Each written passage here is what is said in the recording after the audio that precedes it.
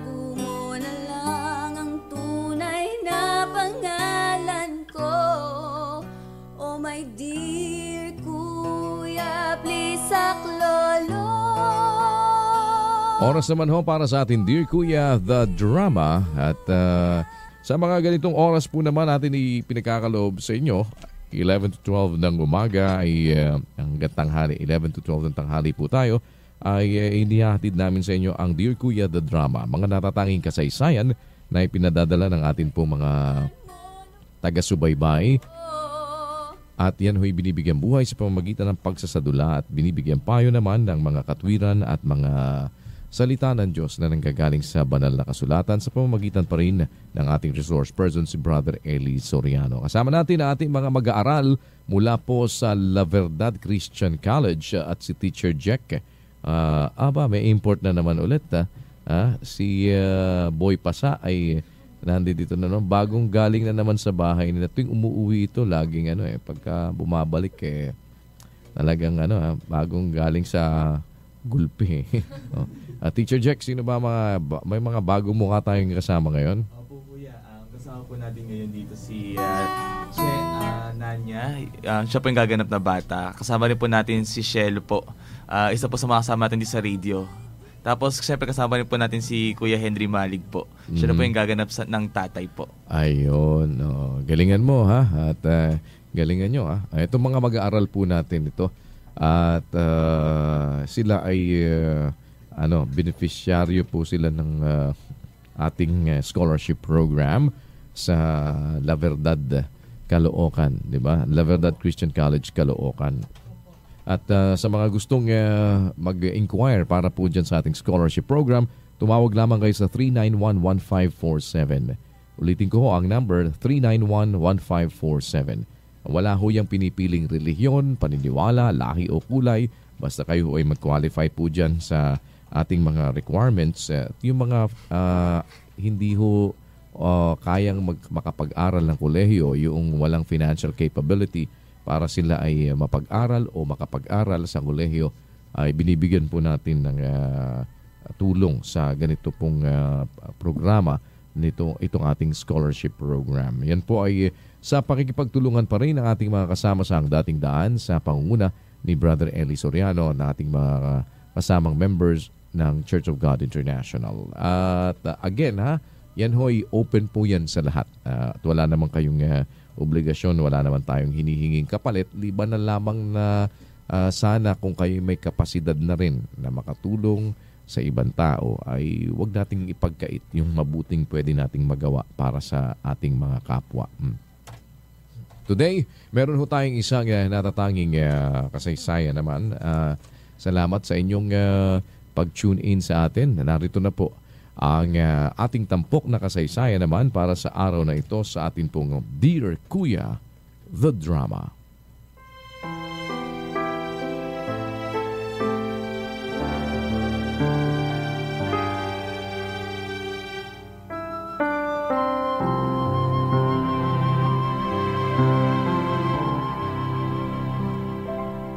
Dear Kuya, isa po sa mga bagay na pinagsisisihan ko hanggang ngayon ay ang pagpayag ko noon sa boyfriend kong si Marco na may mangyari sa amin. Pareho po kaming nasa first year college pa lamang noon. Dahil sa takot ko na mawala siya sa akin, ay pumayag ako sa gusto niyang mangyari. Marahil ay dahil na rin sa kahinaan naming dalawa. Naulit ang ganoong pangyayari sa amin hanggang sa malaman kong buntis na pala ako. Marami akong pangarap noon, kuya. Kaya masasabi kong gumuho ang aking mundo sa balitang nagbunga ang mga nangyari sa amin ni Marco.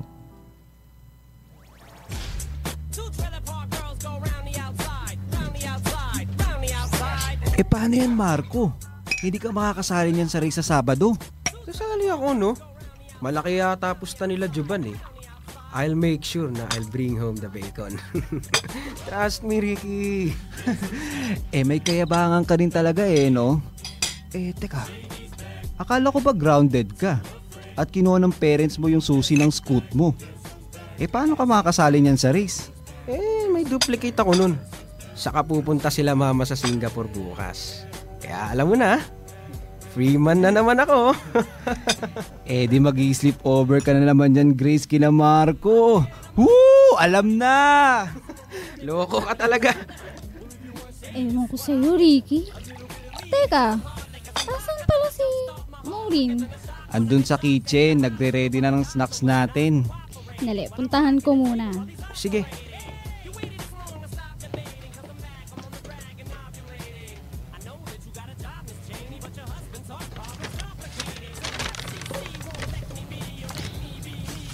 Nandito ka lang pala, Maureen. Teka, tulungan na kita, ha?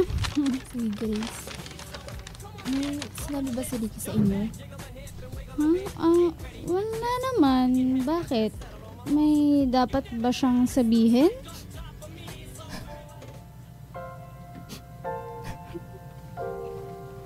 I got pregnant, Grace. Pero, pinabord namin ni Ricky yung baby. What? Iiwan daw niya ako kapag hindi namin pinalaglag yung baby eh. Kaya pumayag ako. Pero nakukonsensya na ako ngayon. Hindi dapat ako pumayag. Ang sama-sama ako.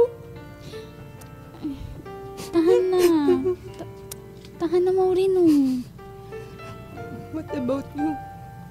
Diba, 2 months ka nang delayed. What if buntis ka at hindi dahil sa erig ka lang?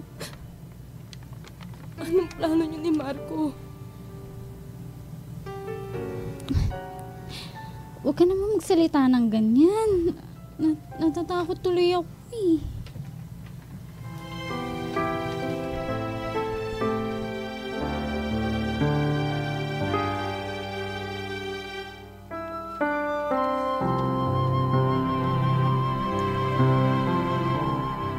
Pagkatapos kong malaman ang kalagayan ng kaibigan naming si Maureen, nagdesisyon akong sumailalim sa pregnancy test.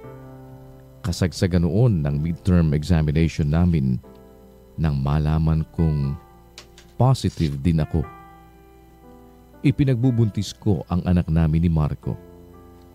Na-confuse ako ng mga panahong yun, kuya. Hanggat kaya ko pang itago kay Marco at sa lahat ang kalagayan ko ay ginawa ko. Pero isang araw,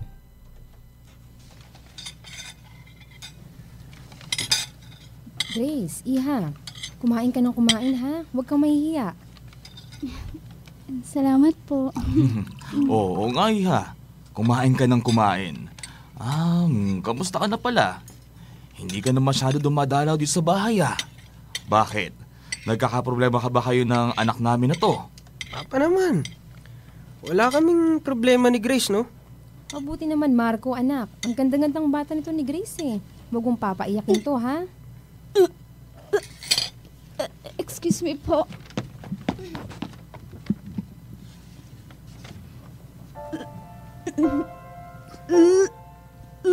Grace, iha? What happened?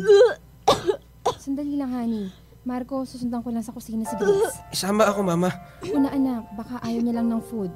Kumain kayo ng kumain dyan ng papa mo.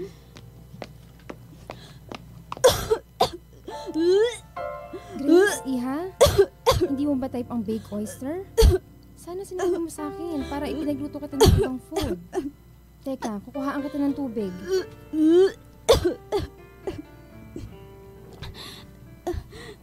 Tita.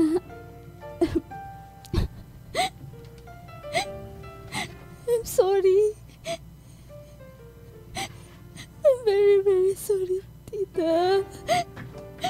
Hindi po namin sinasadya. Sorry po. Why are you crying? Ano nangyari, iha? Halika, let me hug you. Sorry po, Tita. Tahan na, Grace.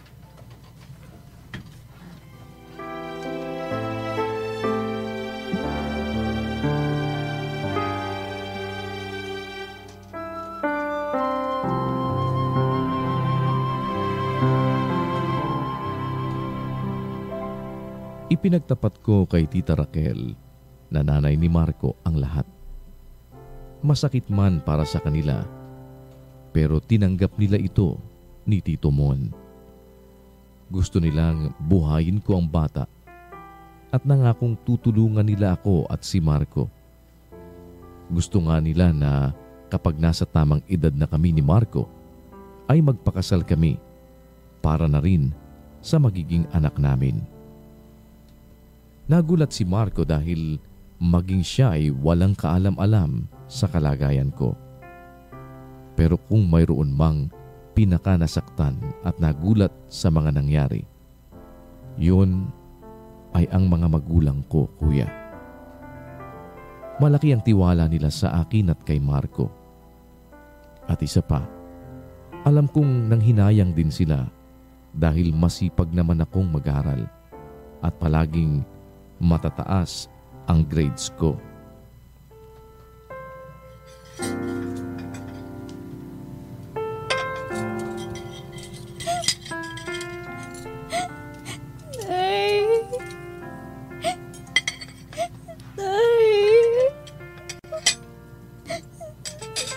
Sorry po. Kumain ka na. Sabi ng tatay mo, kumain ka. At tumahan ka na dyan. Nangyari na. Wala tayong magagawa.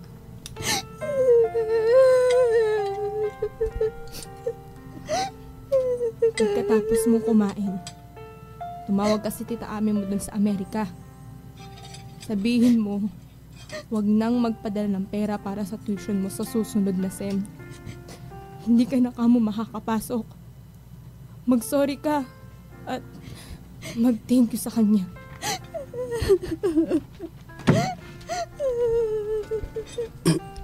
Busog na ako. Tay, sorry po talaga.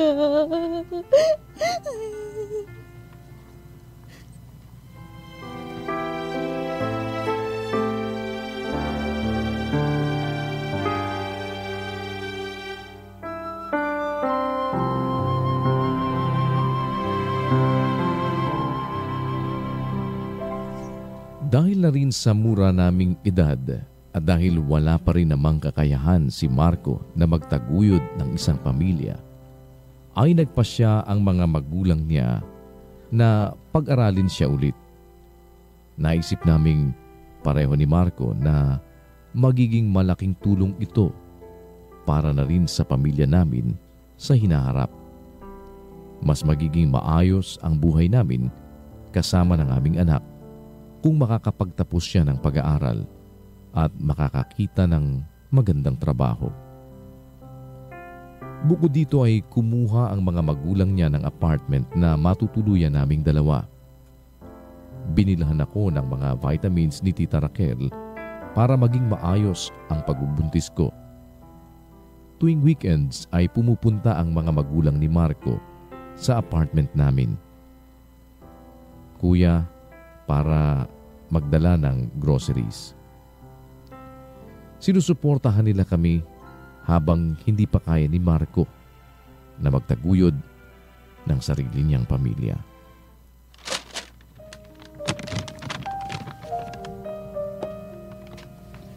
Bukas, giniling na lang ang lutuin mo, ha, Grace? Nandyan sa ref. Itong mga dilata, kapag masama ang pakiramdam mo, ito na lang muna ang buksan nyo. Yung bigas, nasa dispenser na, ha? Tita, salamat po ha. Ano ka ba? Wala yun. Itong batang to. Saka anong tita? Dapat mama na ang itawag mo sa akin ngayon. Opo, mama. Ayan. Ay, teka. Nasaan pala si Marco? Linggong-linggo Dapat nandito siya. Wala namang pasok. Nasa NSTP po sila, mama eh. Maya-maya darating na rin po yun. Ganun ba? O sige. Ay, nandiyan pa lang vitamins mo. Huwag kang masyadong magkikilos ha. Alagaan mo palagi ang sarili mo. Pag may kailangan ka, tawag ka sa bahay o kaya sa akin ha, anak? Opo, salamat po ulit.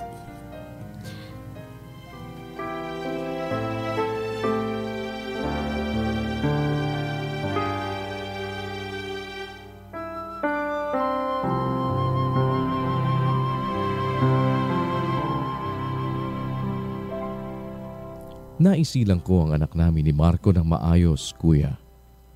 Dahil na rin sa pag-aalaga ng aking biyanan, ay naging malusog ang bata paglabas nito. Nagdesisyon akong huwag nang bumalik sa pag-aaral at mag-focus na lamang sa pag-aalaga ng anak namin. Naging maayos naman ang lahat. Nagkakasya ang sustento ng mga magulang ni Marco para sa aming pamilya. Pero nagbago ang lahat nang nagsimulang mag-third year college si Marco. Ba't ngayon ka lang? Anong oras na? Alas 5 huling klase mo, di ba? Anong pakialam mo?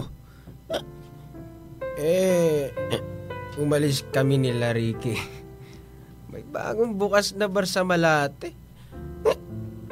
Ganda! Sayawan kami! At alam mo ba? Ang daming chicks, mas maganda pa sa'yo.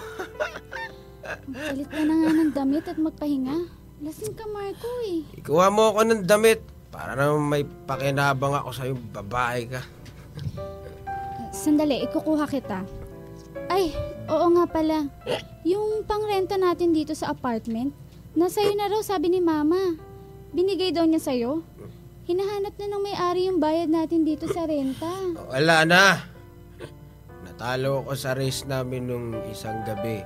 Sumemplang pa ako eh. Kaya kailangan ko ng pampagawa ng scooter ko. Ha? Eh bakit yun ang ginamit mo? Eh pambayad natin yung sa renta eh. Bakit?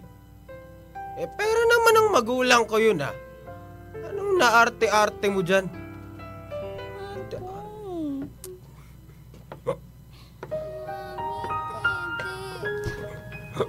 Anak, paakit na ako. Sandali. Titimplahan na kita ng gatas ha. Sandali lang. Why are you crying, Mommy?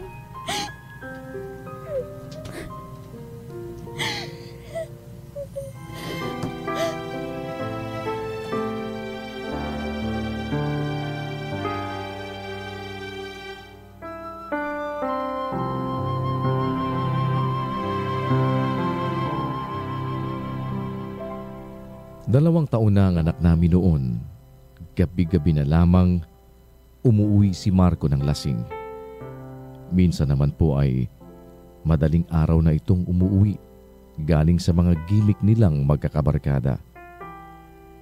Nahihirapan ako, kuya. Dahil ngayong 18 anyos na kaming pareho, ay mas lalo yatang nagiging immature si Marco.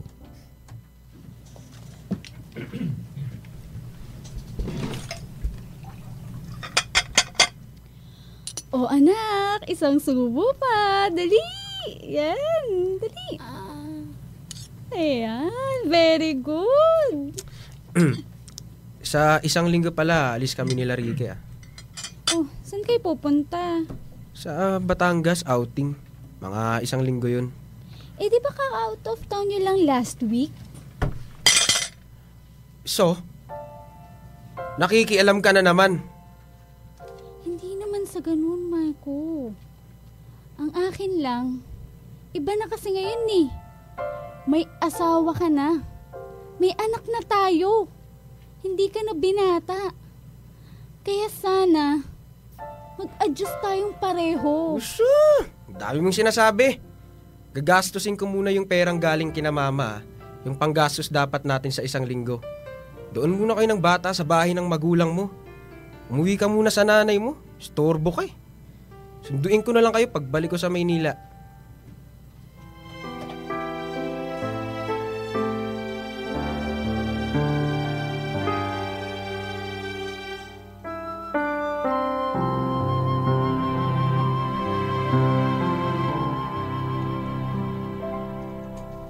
Nakakahiya mga aminin, ay nakasandal pa rin kami sa mga magulang ni Marco.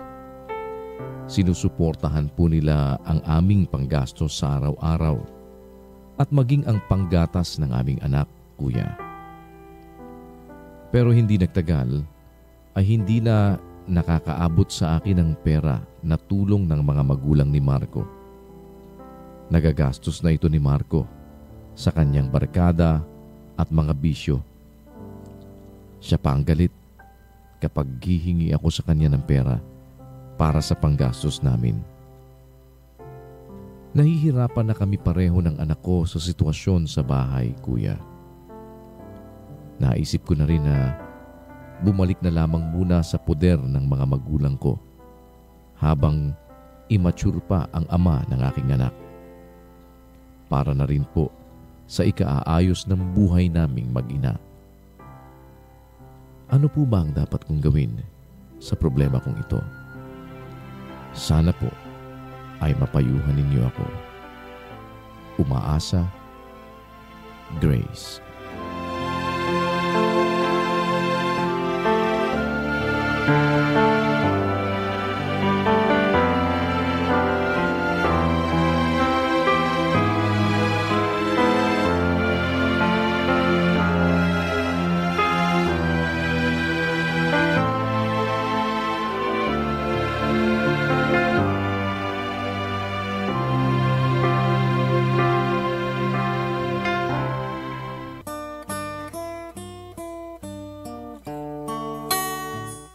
Dear Kuya.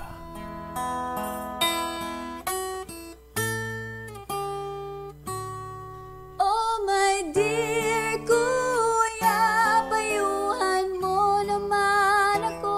Sa mga mayroon pong natatanging liham kasaysayan, mangyaring ipadala lamang po ninyo sa amin sa Dear Kuya The Drama sa 907 Philam EDSA Quezon City o dili kaya ay i-email sa amin sa pamamagitan po ng dearkuya@untvradio.com. At kung kayo po ang inyong liham kasaysayan ay mapili nating Story for the Month, ay mayroon kaming kaunting pakonsuelo para sa inyo sa halagang 10,000 piso. Sa pagpapatuloy ng atin pong kasaysayan ngayong araw na ito na ipinadala sa atin ni Grace, ay ibig naman natin this time na madinig yung mga payo na nanggagaling sa banal na kasulat. Tingnan natin. Dahil, kayong mga kabataan, eto, mga teenager pa kayo, di ba? Yung mga teenager pa ba kayo? Itong ating mga mag-aaral, dapat sana sa mga ganitong pagkakataon, yung mga liham na yan at yung mga storya na nadidinig natin, maging lesson din sa atin. Huwag nating ipagwalang bahala na parang ano lang yan, sa kanila lang yan. Minsan gano'n parang bang hindi mo pinapansin yung sinasabing minsan ng mga matatanda, nako, hindi nyo lang alam ang hirap ng buhay ng may asawa. Hindi nyo lang alam, sabi ng mga matatanda, di ba? Ang pag-aasawa ay hindi kaning susubo na iluluwa kapag ka napaso. Ang katwiran dyan minsan ng mga, sabi nyo lang yan na kasi dinidiscourage nyo lang kami or mga ganyan. Ano? Minsan hindi natin yon siniseryoso. Not until after, nandun na tayo sa ganung kalagayan. Tsaka mo ngayon sasabihin, ay, tama pala si nanay. Ay, tama pala si tatay. Diba? Yan yung mga nagiging problema kung minsan. Parang sabi nga nila, nasa huli ang pagsisisi. Nangyari na. Tsaka mo lang sasabi, tama nga pala kayo. The reason why sinasabi natin yan, kasi once upon a life, tayo ay naging bata rin. May mga bagay din na noon kasi, ako naman, ang madalas lang noon na aking naitatanong, bakit parang laging worried ang mother ko sa akin? Every time, minsan makikita niya, umakit ako sa pader. Sasabihin siya, Daniel, bumaba ka dyan, baka ka mahulog. Ganito, ganyan. Ang nasasabi natin noon, nung bata tayo, sasabihin ko, Mami, kaya ko yan. Ano lang yan. Delikado yan. Diba? Konting ano lang, parang sabi mo, masyado namang nervyosa tong nanay ko. Parang ganun yung nasasabi natin. Sa bagay, nervyosa lang si nanay, nervyosa lang. Pagka hindi ka nakauwi ng maaga, yung mga tipong ginabi ka ng konti, nandun na sa labas yung nanay mo, nag-iintay na, talagang worried na worried. Ano ba nangyari sa'yo? Bakit ka? Na-delay po yung practice namin medyo ganito. Gabing-gabi na, ganun. Hindi ka dapat na, kasi kami noon talagang dapat wag kang aabutin ng kagat ng dilim. Lalo na kung ikaw ay, halimbawa, naglaro ka lang. Pag nakipaglaro ka, dapat noon kami, nandun ka sa within the range na maririnig mo yung sipol ng tatay mo. Kapag ikaw ay sumipol yung tatay mo at hindi ka nakauwi ka agad, ibig sabihin malayo ka nun, hindi mo nadidinig yun. In other words, minsan kung parang ang napakiramdam lang natin, ay nervyoso lang si mami, nervyoso lang si nanay, medyo nervyosa lang si mama. Yung ba pagka nakikitang medyo delikado yung pwesto nung nakaupo sa, umakyat ka sa lamesa, huwag kang umakyat dyan, baka ka mahulog. Yung nakikita mo na kagad yung worried na sila. Sometimes hindi natin nare-realize yun kung tayo pa yung bata. Parang akala lang natin, OA naman to si nanay, OA naman to. Akala natin ganun. Pero pag naging magulang kayo, masasabi nyo yung damdamin ng isang magulang. Marirealize nyo at masasabi nyo, kaya pala ganun. Kaya pala every time na nagkakasakit ang anak, maraming worries ang magulang na dala-dala na minsan ayaw paniwalaan ng anak. Pinapayuhan yung anak. Alam mo anak, ganito. Hindi pinapansin, di ba? Kaya ang nangyari, ayun, sige, nagpakasubo-subo, pumasok ka agad sa, anak, iwas ka dun sa huwag kang masyadong makikibarkada na baka ka malulong sa ganyan, o baka ikaw naman ay matukso ka, madala ka ng, alam mo naman, ng bugso ng damdamin. Hindi na, ganyan. Hanggang till such time, mabubuntis, ayan ang nangyari. At nung nabuntis, eto ngayon, nag-aaral pa, wala pang kakayanan talagang itaguyod, immature pa yung lalaki, ayun, kagaya nung nangyari dito sa istorya nung nagpadala sa atin, si Grace. Ay, kung nag-aaral pa, nakikibarkada pa, feeling binata pa rin in spite of the fact na meron ng anak, ganyan na papasok yung ngayong falling out. Magkakaroon na ng, wala na, maaga nang masisira yung pagmamahalan, pagtitinginan, dahil gano'n na yung situation eh.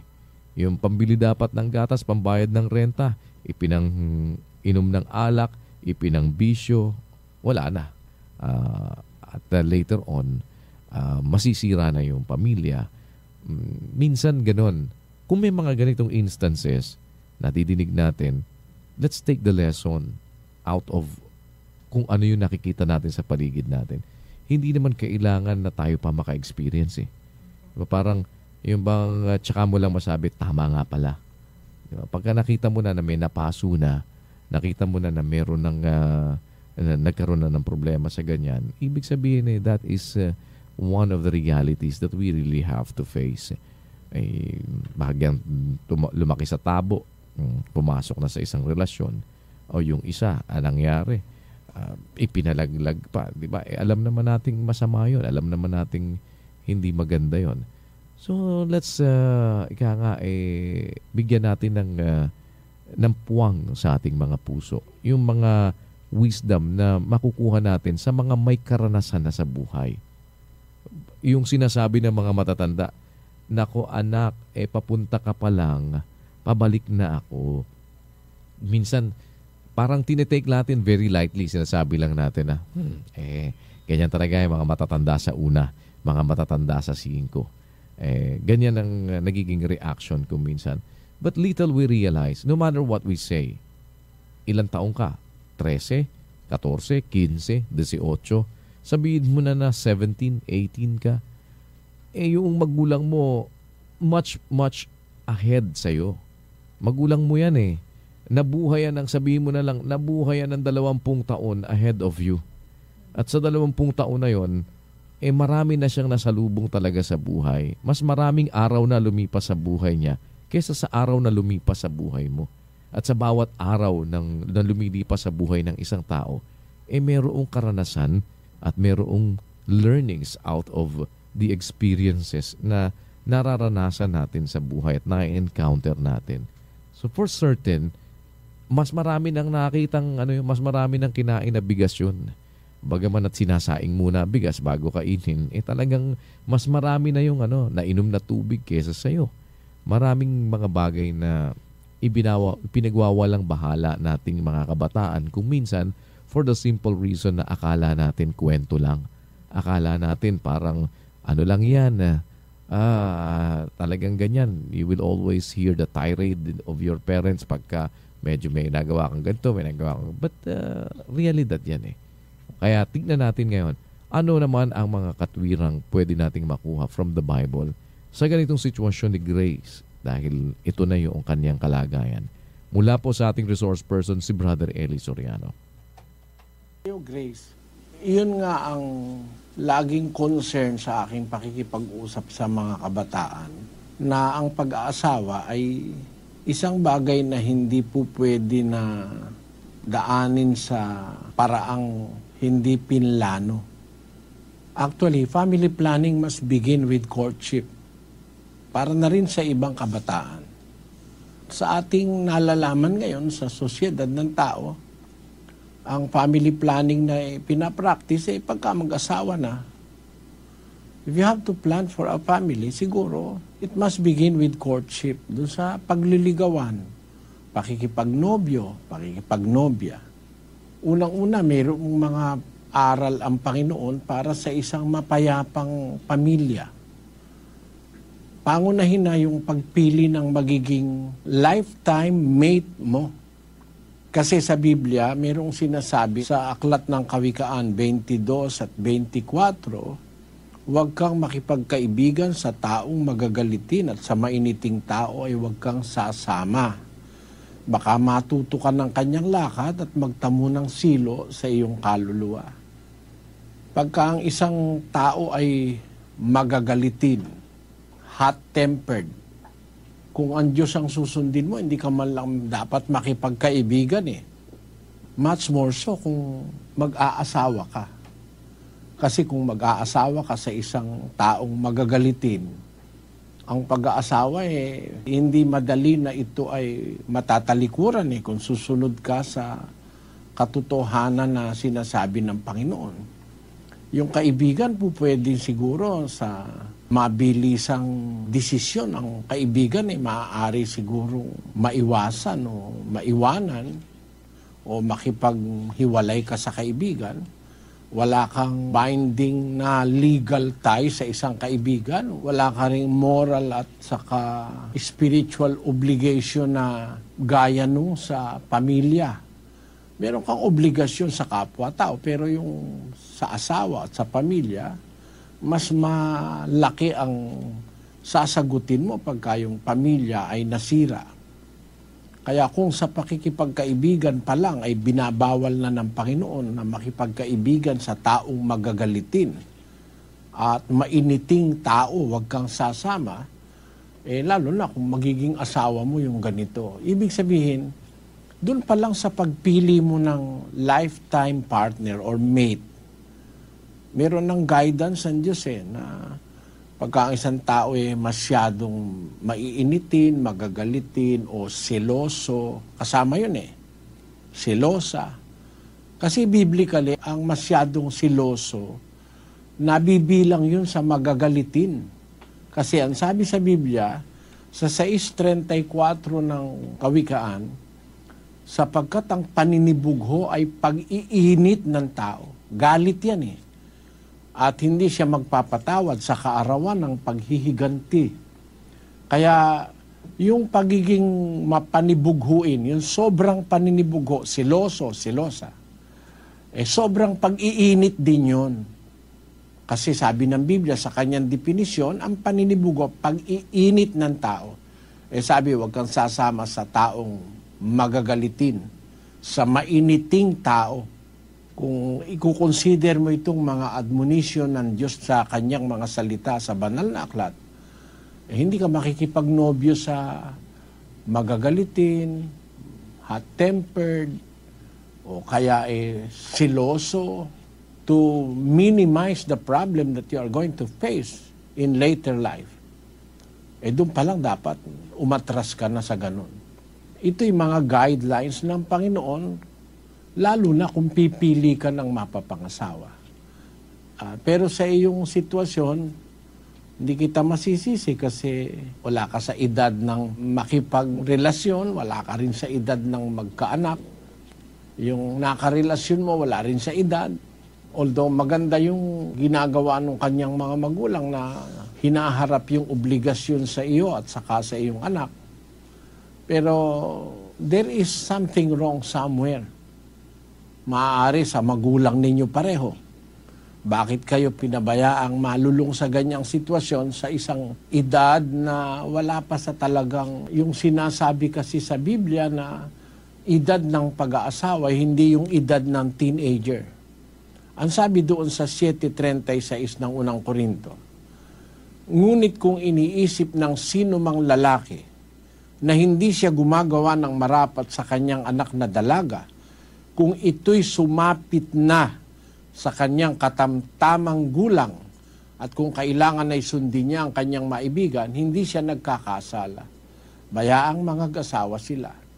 So yung edad ng pag-aasawang pinahihintulot ng Diyos sa magulang na ibigay niya na yung blessing niya sa anak niya na payagan niya ng mag-asawa, yung kung sumapit na ito sa katamtamang gulang. In English, it was translated, if she passed the flower of her age.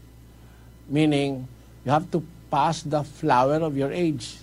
This is after teenage years.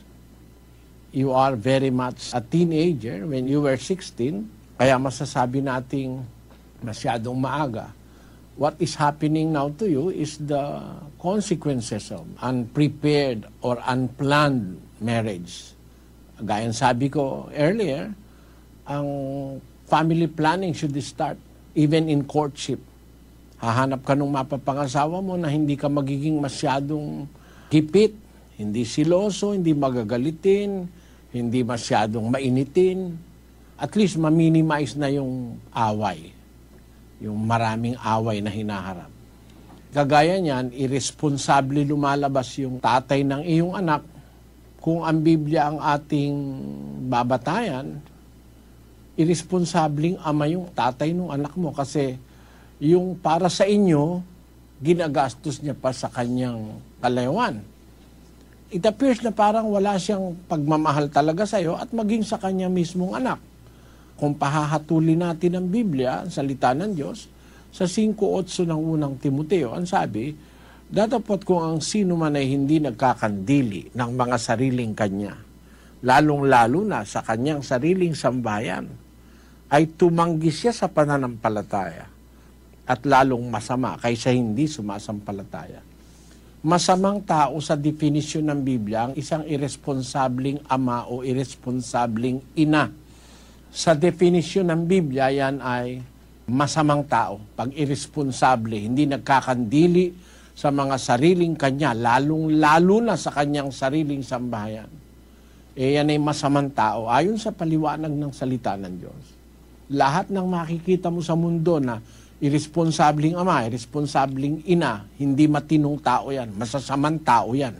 Ayon sa pakilala ng kasulatan. Ngayon, ang tanong mo rito sa iyong, tama ba kung babalik ka sa iyong magulang habang immature pa ang ama ng iyong anak? Palagay ko, tama yun na para may makalakihan at least yung anak mo na kinikilalang lolo at lola. Kasi kung wala siyang makikilalang ama man lang, meron siyang lolo at lola. Kasi irresponsable ang iyong asawa. Walang tunay na pagmamahal sa iyo at sa iyong anak. Ewan ko kung mahal mo pa rin siya, pero masasabi ko irresponsableng ama yung ama ng iyong anak. It is better to be with your parents for the meantime kaysa sa lagi lang kayo mag-away. It will further destroy what is left. Kung meron pang isa o 2 puntong natitira na pwedeng later in life ay magkaroon kayo ng reconciliation, baka kung magpapatuloy kayo sa ganyang sitwasyon yun na mag-aaway kayo at makikita mo na yung pagka-irresponsable niya, mas gusto niya pang gastusin yung kanyang pera sa kanyang mga barkada kesa sa inyong mag-ina, baka mawala na lahat yung possibility of reconciliation. Kasi sa Biblia, mayroong possibility of reconciliation after a partner have been separated from his wife or her husband. Meron pang possible way to reconcile. Siguro, that will happen kung magkaisip na yung asawa mo at magkaisip ka na rin. Time can make a change of heart. Maaaring mangyari yon. So, I agree with your suggestion na bumalik ka muna sa mga magulang mo at makakatiyak ang kukuping kayo at mamahalin yung iyong anak ng mga magulang mo kaysa sa irresponsable mong asawa. At sana ay kasiyahan ka ng kapalaran.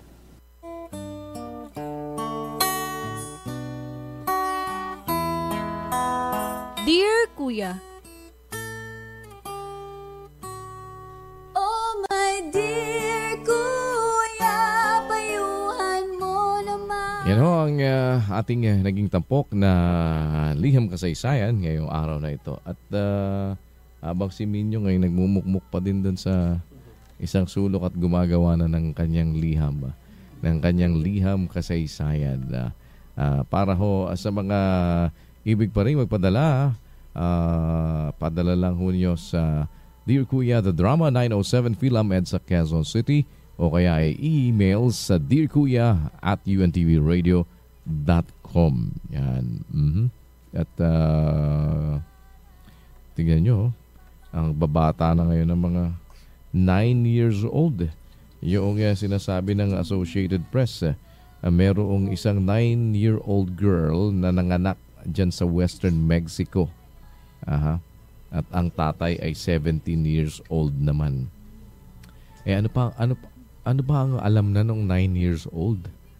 Yung aking anak na isang lalaki, 7, mag-8. Puro laro pa alam.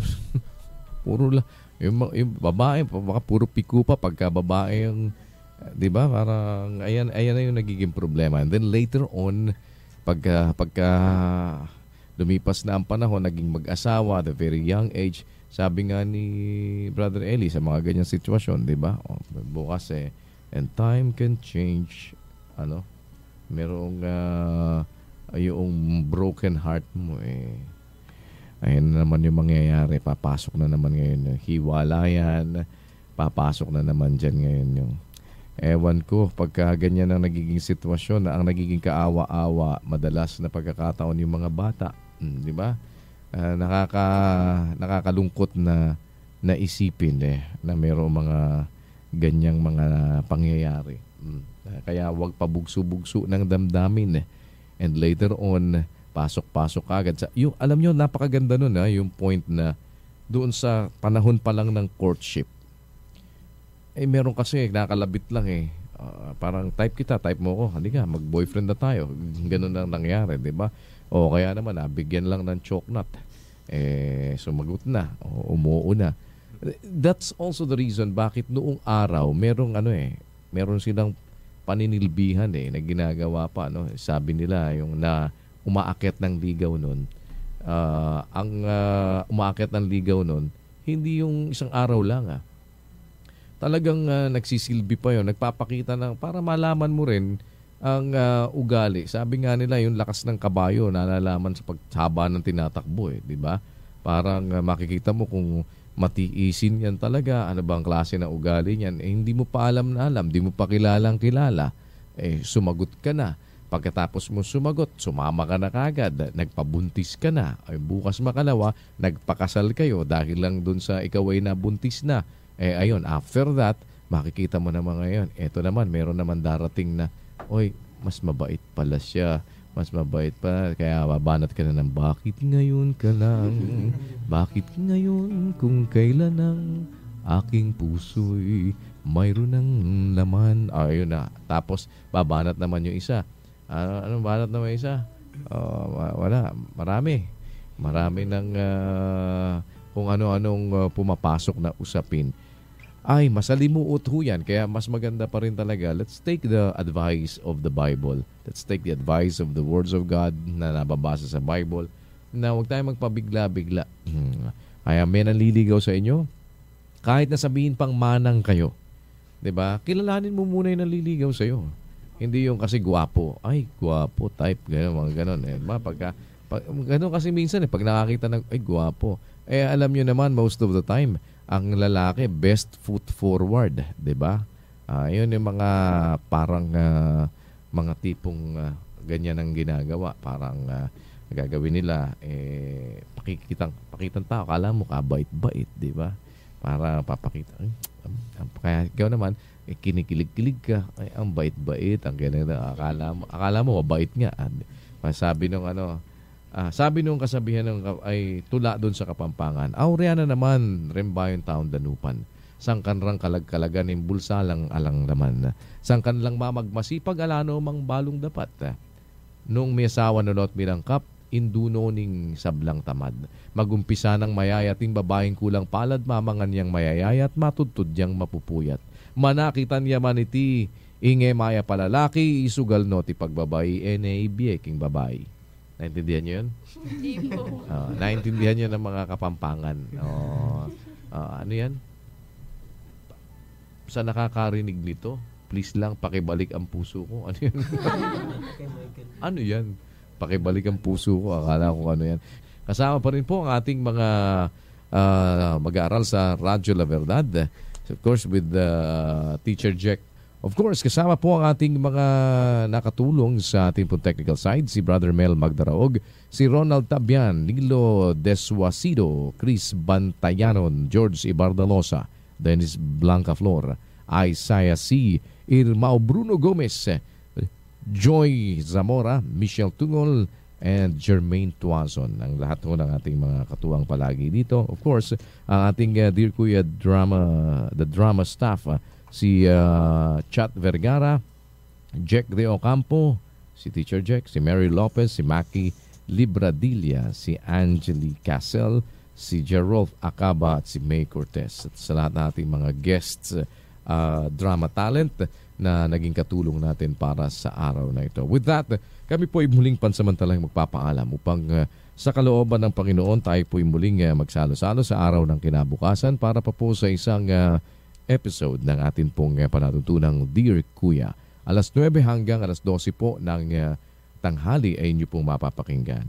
Muli po kami ay nagpapasalamat sa Panginoon sa isa pang mabuting pagkakataong kanyang ipinagkaloob sa atin upang makapaglingkod sa inyo. Naway magkarinigan po tayo sa araw ng kinabukasan. Muli po ako ang inyong Kuya Daniel. Sa ngalan pa rin ng ating po resource person si Brother Eli Soriano at ng lahat ng ating mga naging kasama. Salamat po sa inyong pagsubaybay. Magandang araw sa inyong lahat and may God bless us all.